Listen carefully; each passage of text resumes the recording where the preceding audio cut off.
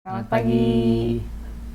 Berjumpa lagi di kelas skala minggu kita, di kelas pemuda dan pemudi, memasuki pelajaran ke-12. Hampir di ujung ini ya, Bu. Ujung kesatuan yang Ya, kesatuan pertama pertama. di tahun 2021. Baik, kita buka dulu dalam doa. Oke. Saya akan pimpin dalam doa. Tuhan Yesus, kami mengucap syukur karena kembali Tuhan perkenankan kami untuk bersatu dalam kelas sekolah minggu. Tuhan, kami mau menyerahkan apa yang akan kami sampaikan supaya murid-murid dan juga semua orang yang menyaksikan video ini boleh mendapat pengertian yang baru yang boleh menolong kerohanian kami semua untuk semakin bertumbuh dan semakin rindu untuk mempelajari firman Tuhan. Kami serahkan Tuhan pelajaran hari ini, minta pimpinan Tuhan, Roh Kudus yang bekerja di dalam diri kami masing-masing. Dalam nama Tuhan Yesus kami berdoa. Amin. Nah, Ya. Jadi kita ada di pelajaran tentang si pendurhaka pada hari Tuhan. Ini judulnya ya. Pendurhaka itu siapa? Itu yang tapi ini bukan iblis ya. Jadi kita akan lihat siapakah dirinya gitu ya. Pelajaran diambil dari 2 Tesalonika 2 ayat 1 sampai 12. iya. Nah, untuk mempermudah ini sudah disarikan oleh penulis buku pelajaran kita, ada di buku murid itu ciri-ciri si pendurhaka ini gitu ya. Kita lihat di halaman 63, saya akan bacakan ada 6 bisa dibilang 6 ciri atau tanda yang dimiliki oleh si pendurhaka ini. Yang pertama, dia adalah pribadi yang muncul dari sumber kesesatan dan kemurtadan manusia. Lalu yang kedua, pribadi yang meninggikan diri dan menyatakan diri sebagai Allah. Yang ketiga, pribadi yang menguasai dan duduk di bait Allah. Lalu yang keempat, kekuatannya berasal dari iblis karena ia adalah ciptaan iblis. Yang kelima, si pendurhaka ini diperlengkapi kemampuan melakukan perbuatan ajaib, tanda, mujizat palsu, dan tipu daya.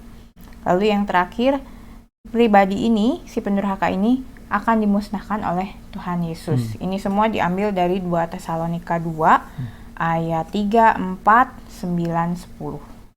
8, 9, 10. Gitu.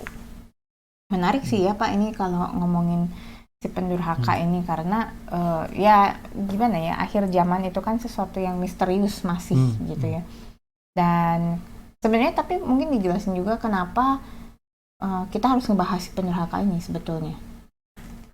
Iya, karena kan walau gimana pun kita mesti awas-awas. Apakah kita sekarang sedang di zaman yang akhir, kita kan mesti melihat ciri-cirinya itu ya, ciri-ciri zaman akhir itu atau akhir zaman. Atau ya kalau istilah di teologinya eskatologi itu ya, tentang hari-hari akhir. Nah, apakah kedatangan si pendurhaka yang disebutkan oleh Paulus ke jemaat Tesalonika, apakah orang yang atau sosok pribadi yang disebutkan di situ sudah hadir atau belum gitu.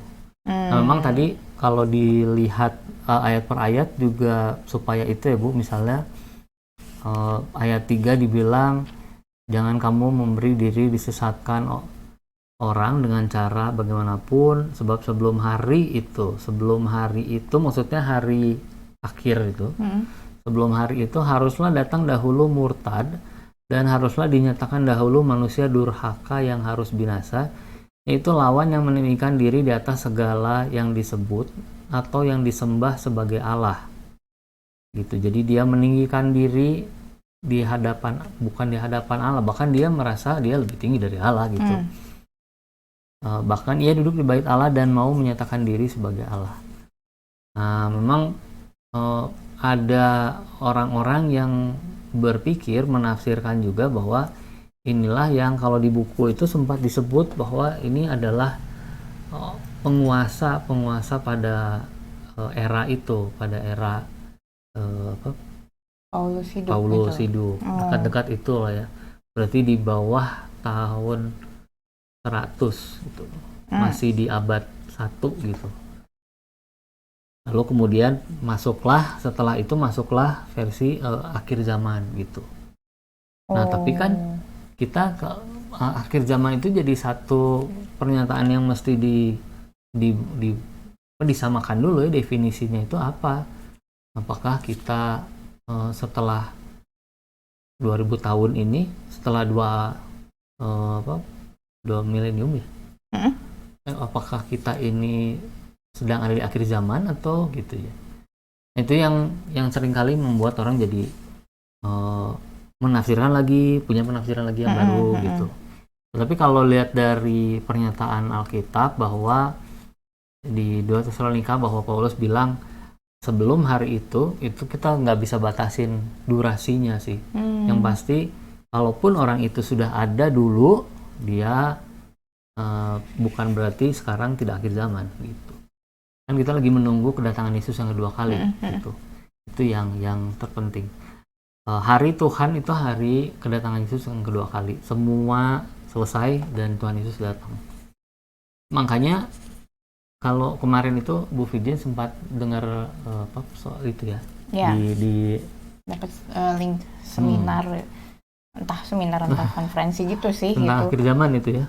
Ya, itu membahas. Mungkin secara konteksnya dia bilang ini tentang antikris. Ya, ini ya si pendurhaka ini gitu. Nah, memang yang dibahas waktu di seminar konferensi yang saya tonton itu, mereka menafsirkan bahwa bentuknya itu si pendurhaka itu ada di daratan Eropa gitu. Uni Eropa, Europe itu. Karena katanya menyerupai perlambang-perlambang yang ada di Alkitab juga gitu. Perlambangan Alkitab ada di Uni Eropa gitu. Iya, betul. Seperti itu. Tapi apakah itu benar atau tidak juga? Nah, mungkin memang kita masuk jadi harus kita melihat beberapa itu ya. Karena penafsiran yang bahwa sekarang itu adalah masanya antikris lagi. Apa? Bukan nggak suka sama Kris ya. Antikris gitu ya. Antikristus. Nah, gitu. Apakah sekarang kita ada di waktu tentang kedatangan si pendurhaka? Karena itu beda-beda lagi, Bu. Oh, ya walaupun durasinya nggak tahu, tapi ternyata masanya itu juga beda-beda ya? Iya. Jadi Alkitab itu dilihat dengan 4 bentuk masa setelah kedatangan Yesus yang pertama waktu itu, kenaikan. Nah, setelah itu Tuhan Yesus kan bilang sampai akhir zaman orang percaya akan didampingi. Nah, akhir zamannya yang mana nih gitu? Apakah setelah Yohanes selesai menubuatkan wahyu, menyampaikan gitu ya, gambaran tentang surga yang ada di wahyu, lalu dianggap akhir zaman setelah itu? Itu pandangan yang pertama. Tapi ada juga yang bilang bahwa terjadinya akhir zaman itu bukan setelah wahyu selesai, tapi setelah nanti ada tuh masa 1000 tahun di wahyu ditulis. Masa 1000 tahun. Jadi kita ini sekarang lagi menuju ke masa 1000 tahun. Belum berarti kita belum. Masuk menuju 1000 tahun, dan nanti di sana itu baru kejadian segala macam ya. Okay. Dan ada masa kesusahan besar, itu ada di sebelah sana. Nah, terus ada juga yang itu pandangan yang kedua ya. Pandangan yang ketiga memandang kalau di akhir zaman nanti, di masa kesusahan itu, waktu pas datang si pendurhaka, ada orang-orang yang udah diangkat lebih dulu. Jadi ada pengangkatan. Karena kemarin-kemarin kita sempat bicara itu ya. Berapa pelajaran sebelumnya kita bicara tentang pengangkatan orang percaya. Nah, pengangkatan dia dianggap bahwa atau ditafsirkan oleh aliran yang ini adalah orang percaya diangkat dulu, baru terjadi masa itu. Jadi orang percaya nggak ada dalam masa kesusahan itu? Ya. Istilahnya masa tribulasi itu ya. Nah, ada juga tapi yang menganggap bahwa masa 1000 tahun itu ya terjadi sekarang. sejak Tuhan Yesus datang, bangkit, naik ke surga, setelah itu kita masuk masa 1000 tahun. Tapi mirip dengan yang pertama dong. Mirip, tapi dianggapnya bahwa pemerintah kan masa 1000 tahun apa sih cirinya? Salah satunya ada pemerintahan, bahwa kita orang-orang percaya akan memerintah. Nah itu dianggapnya kita bisa kok memerintah di bumi itu. Lumayan ini juga ya, pelik juga ya gitu. Itu pandangan yang nggak percaya bahwa ada masa pemerintahan 1000 tahun sih kalau gitu. Okay. Tapi ini bukan berarti teman-teman harus ngafalin gitu ya, terus jadi memikirkan saya di mana, saya pahamnya apa gitu. Enggak sih, ini hanya pengetahuan ya, aja. Ini pengetahuan jadi, tentang penafsiran Alkitab. Ada 4 pandangan itu.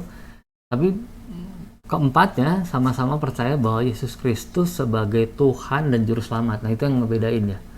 Nanti kita ada pertanyaan misalnya, gimana kalau nggak percaya Tuhan Yesus sebagai Juru Selamat?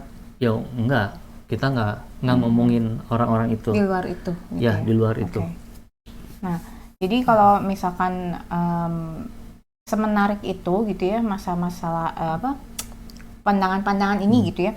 Kalau kembali lagi ke pelajaran kita soal si pendurhaka, manusia durhaka itu, memang mungkin akan jadi sesuatu yang membingungkan gitu ya. Karena kalau lihat dari ciri-ciri yang tadi kita bacakan gitu ya, ada di kitab 2 Tesalonika 2 ini, kayak misalkan dia mau meninggikan diri gitu ya, di atas, disembah sebagai Allah, lalu duduk di bait Allah. Nah, lalu yang juga hebat gitu dari si pendurhaka ini adalah dia datang dengan rupa-rupa perbuatan ajaib di ayat 9. Ada tanda-tanda, mujizat palsu, rupa-rupa tipu daya gitu. Iya, walaupun jahat. Tapi kan kita nih melihat mujizat itu dilakukan oleh Tuhan ya. Iya.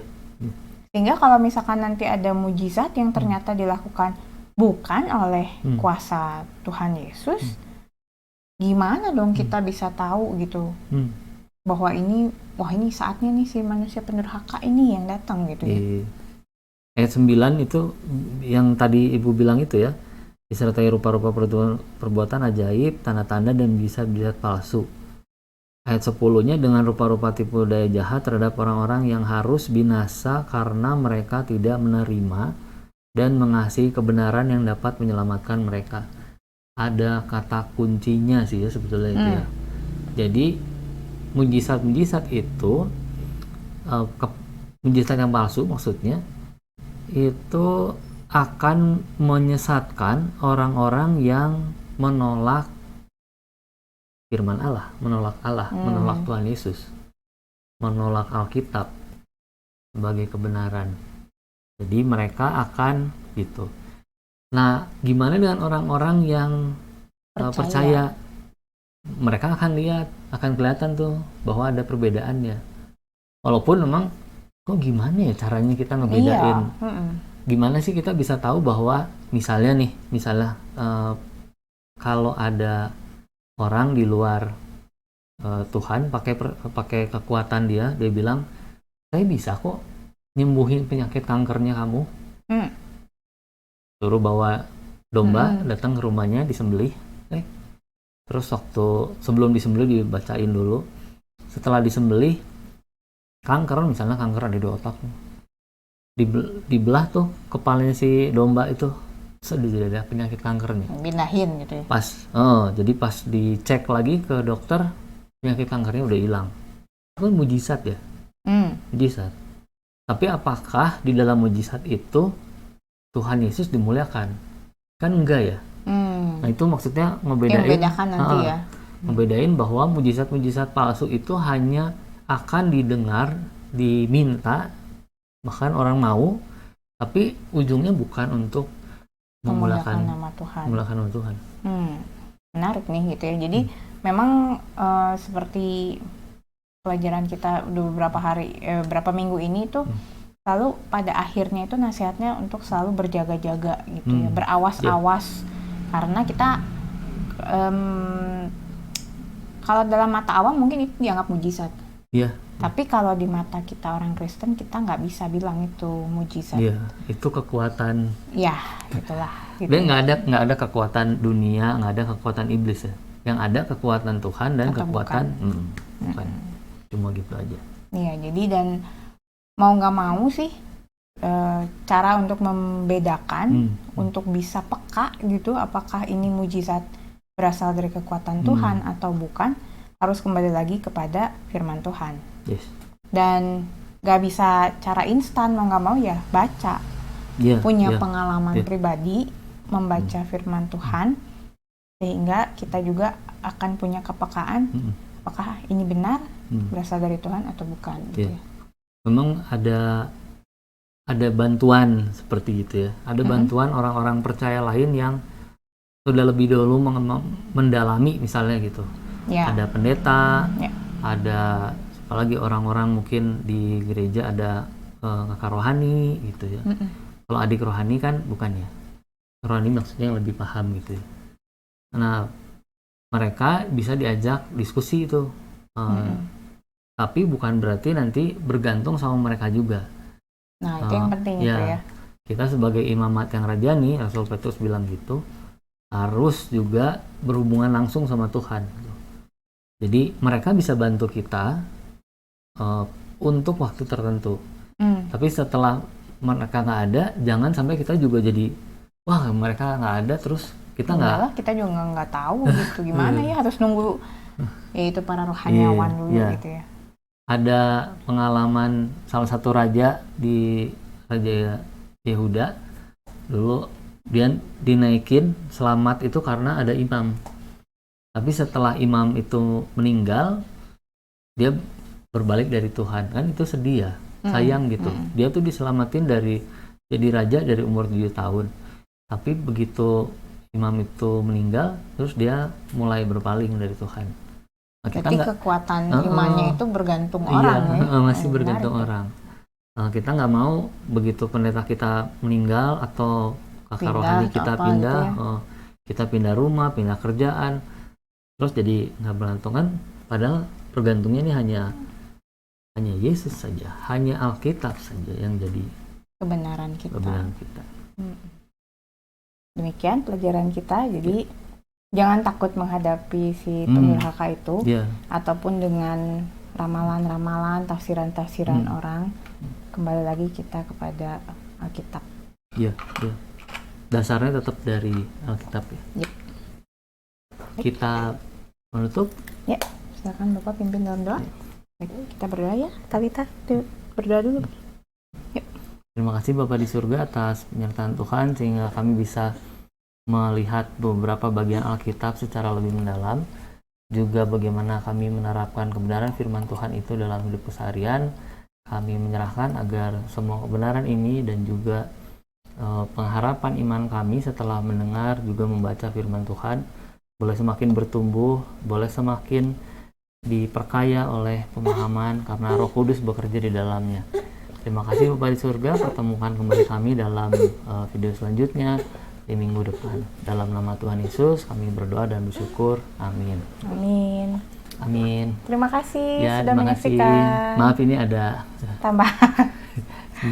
Tuhan Yesus memberkati. Yesus memberkati.